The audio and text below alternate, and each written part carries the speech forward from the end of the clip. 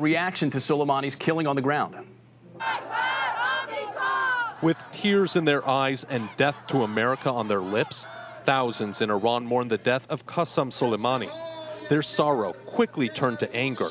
A former commander of Iran's Revolutionary Guards warns the great nation of Iran will take a harsh revenge on the government of the U.S. That revenge may start Sunday when the Iraqi parliament meets to vote whether to kick all U.S. troops out of the country for launching the missile strike that killed Soleimani. And there's another potential flashpoint tomorrow with the funeral of the Iraqis killed in the attack. Their procession will take them through the Green Zone and within a mile of the U.S. Embassy. Well, joining me now from Washington is Matthew Kroenig. He's a professor at Georgetown University's School of Foreign Service, also worked on issues involving Iran at the Pentagon during both the Bush and the Obama administrations. Thanks for joining us, Matthew. Well, Matthew, pleasure to be on. Yeah, as we mentioned, you worked for both the Bush and the Obama administrations, advising them specifically on relations with Iran. So given the current political climate between the United States and Iran, was this the right call for the Trump administration? It's a really hard call. You know, in national security, there are risks to action and there are risks to inaction. And you never quite know what the right decision is. The Bush and Obama administration had opportunities to go after Soleimani. They decided it wasn't worth it. In this case, the Trump administration decided it was worth it. And Trump administration officials said they had credible intelligence that Soleimani was planning multiple attacks in multiple countries against U.S. personnel. And so if you're the president of the United States responsible for protecting U.S. personnel, it's very hard not to act in that situation. If the Trump administration hadn't acted, we might be having a conversation today about why we allowed Soleimani to kill many Americans in the Middle East.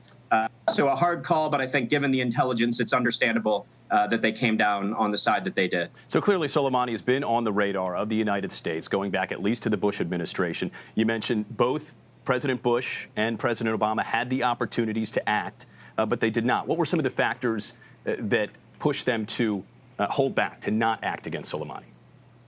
Well, primarily the risk of Iranian retaliation. And Iran does have many means to retaliate against the United States, its allies, and its interest in the region.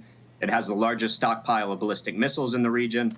It has this regular IRGC Navy that could attack and harass ships in the Persian Gulf, could perhaps even close the Strait of Hormuz, this narrow passageway through which much of the world's oil passes, really disrupting global oil markets and global markets broadly.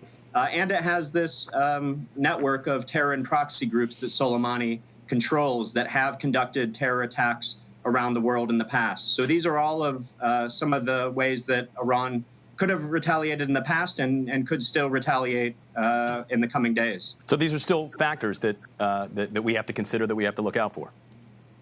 That's right. When you consider Iranian capabilities. Now, when you consider Iranian political calculations, it becomes more complicated. On one hand, Iran has to retaliate in some way. The supreme leader would look weak if he didn't retaliate at all after the attack on Soleimani. On the other hand, the supreme leader doesn't want a major war with the United States. He understands that a major war with the United States could lead to a major defeat, could lead to the end of his regime. So my guess is right now the supreme leader is meeting with his advisors, looking for a kind of Goldilocks approach, a way to strike back enough to restore deterrence, but also in a way that's not going to provoke a major war with the United States. And how does the United States prepare to defend itself against such possible retaliation? Well, I think one of the things the United States is trying to do right now is to deter the worst forms of Iranian retaliation. And you reported on the deployments of additional U.S. forces into the region. And I suspect part of the reason that was done so quickly and so visibly was as a means of deterrence against Iran, to show them that the United States is preparing forces, that if Iran retaliates in a major way, that we have forces in the region, and that we have escalation dominance, that any major conflict is going to be worse for Iran than it will be for the United States. So it's not a foolproof solution, but it's a way of trying to influence Iran's calculation and to try to make them opt for a more restrained approach. Is it too late to prevent some sort of armed conflict? I don't think so. I think I really think a major war here is not the most likely outcome. I think Iran will look for this kind of Goldilocks calibrated response. And I think so it's likely to play out in the form of cyber attacks, maybe proxy attacks over the course of weeks and months. So I don't think the enmity between Iran and the United States will go away, but I do think that there are ways to avoid major conflict, that this will become more of a ongoing proxy conflict between Iran and the United States in the region. Last question, specifically about Soleimani. We know that he was extremely influential, that he was a powerful figure, and not just in Iran, but in the region. He's been described as a strategic mastermind. Considering all of that, how big of a loss is this to Iran? This is a major loss to Iran. He was the head of Iran's extraterritorial forces, in charge of Iran's intelligence, one of its most influential military leaders. And so they've already named a successor, and so that person will try to step in and take over. But, how successful would the Patriots be if they lost Tom Brady? Or, think of another analogy like that. So he was a major figure who's overseen Iran's operations for over 2 decades. So that is a big loss in terms of operations, but also in terms of symbolism. He was revered by many in the Iranian military. So big symbolic and operational loss for Iran. Revered also by many Iranians themselves, too. But Matthew Koenig, thank you for your expertise. Thank you. All right. So, it's time for us to have our eyes open to the signs that is going on. Most importantly is for us to stay focused in the word of the Most High God, is to make sure that we are living right, all right, in the eyes of the Most High God, keeping His commandments to the best of your ability. And if you are in sin, immediately repent. Do not let your sin to weigh you down. All right? For the wages of sin is death. All right? And repent. Let's go into some scriptures. And let's go to Matthew.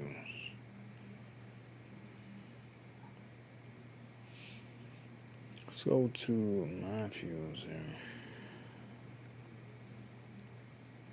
All right. Start with verse 4.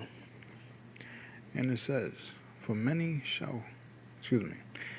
And Jesus answered and said unto them, Take heed that no man deceive you.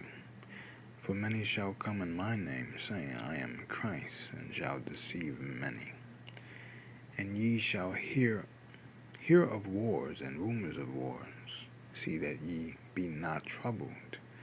For all these things must come to pass. But the end is not yet. For nation shall rise against nation, and kingdom against kingdom. And there shall be famines and pestilence and earthquakes in divers places. All these are the beginning of sorrows. All right.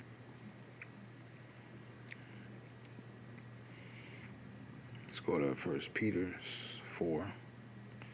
Let's go down. Let's go to verse 7. But the end of all things is at hand.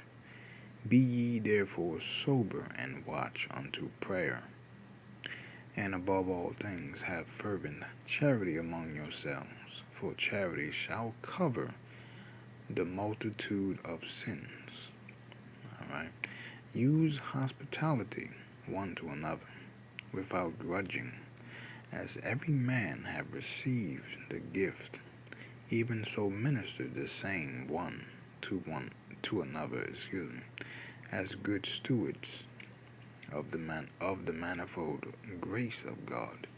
If any man speak, let him speak as the oracles of God. If any man minister, let him do it, as of the ability which God giveth, that God in all things may be glorified through Jesus Christ, to whom be praise and dominion forever and ever. Amen. Alright, so let's continue. Verse 12. Beloved, think it not strange concerning the fiery trial which is to try you, as though some strange thing happened unto you. But rejoice, inasmuch as ye are partakers of Christ's suffering, that when his glory shall be revealed, ye may be glad also with exceeding joy. If ye be reproached for the name of Christ, happy are ye, for the Spirit of glory and God resteth upon you, and their part is evil spoken of, but on your part he is glorified. But let none of you suffer as a murderer, or as a thief, or as an evildoer, or as a busybody in other men's matters. Yet, if any man suffer as a Christian, let him not be ashamed, but let him glorify God on this behalf.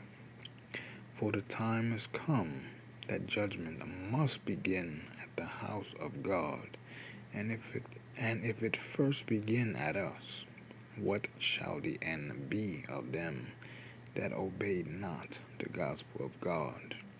And if the righteous scarcely be saved, where shall the ungodly and the sinner appear? Wherefore let them that suffer according to the will of God commit the keeping of their souls to him in well-doing and, as unto a faithful Creator. Alright.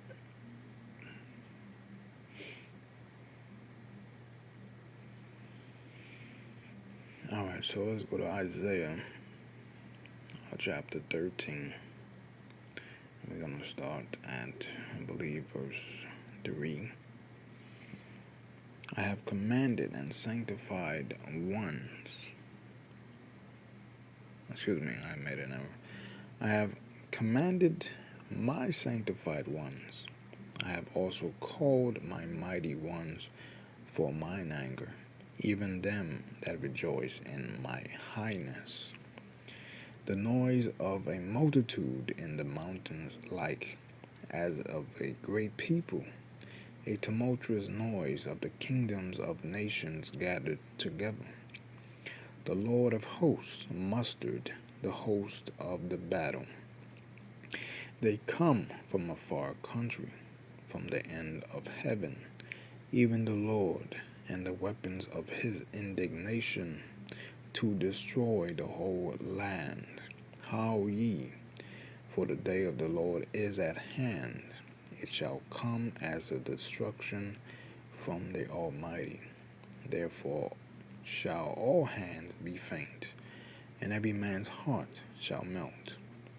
And they shall be afraid, pangs and sorrows shall take hold of them.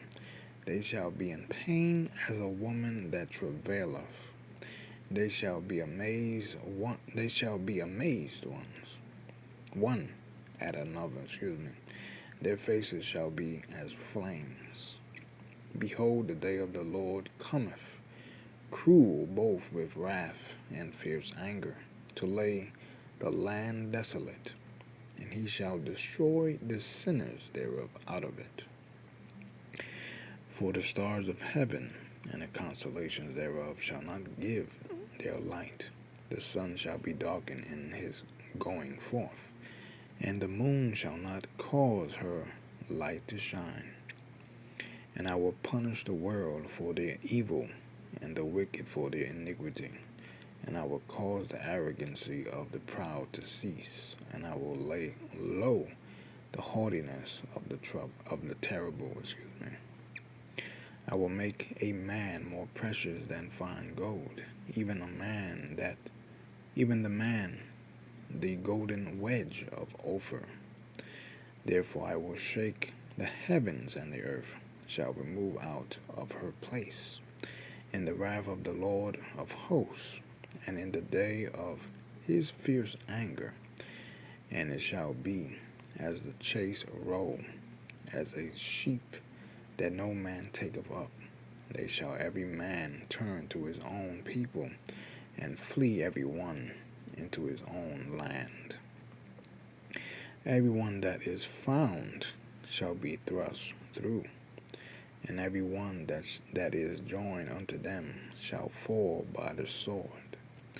Their children also shall be dashed to pieces before their eyes. Their houses shall be spoiled, and their wives ravished. Behold, I will stir up the Medes against them, which shall not regard silver, and as for gold, they shall not delight in it. All right. Their bows also shall dash the young men to pieces, and they shall have no pity on the fruit of the womb. Their eye shall not spare children. All right, so just to show you, like I said, stay prayed up. Pray for your children. All right, do not leave the house without praying. Okay? Pray for your wives. Pray for your husbands. Pray for your family. Pray for those, even if you don't know them. Okay? Pray for those. You never know who may need it. And it's a time to repent more than ever. Time to change your life around and seek the Most High. Time to not stay in sin, not at all. Let's go to, let's see, just to show you what mead is. Who is the mead today? It says in the Oxford Dictionary, a member of an Iranian people who inhabited ancient Media, establishing an extensive empire during the 7th century BC, which was conquered by Cyrus the Great of Persia in 550 BC. Alright, so it goes to show you that, these people still exist this very day. If you only just read and study and research, you will find the answer for yourself. Okay? Let no man deceive you. Definitely let not your elders, your pastors, whoever in title, don't let nobody deceive you. It's between you and the Most High God. Alright? Study. So let's go there. Let's go to 2 Timothy. Alright, let's go to 2 Timothy.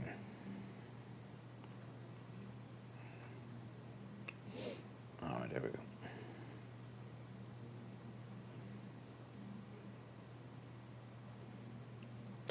Second Timothy chapter 2, verse 15.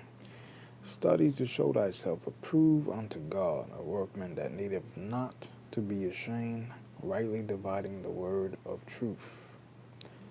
Let's go to Revelations 1:3. It says, blessed is he that readeth, and they that hear the words of this prophecy, and keep those things which are written therein, for the time is at hand. Alright? So like I said, not a time to, get caught up in unnecessary matters. Do not lose focus. Do not let anything to distract you. Stay prayed up. Live right in the eyes of God. Keep His commandments the best that you can. Give Him your best. Alright? Be sincere with Him. Alright? No matter what you may be going through right now, Know that it will not be forever. Know that if you just trust him, believe, and do not have doubt, all right, he will help you. He will not forsake you. All right. So, with that said, bless you all, as I hope that this video will open the eyes of many, whoever that is intended for, to receive this word. Bless you, and until next time.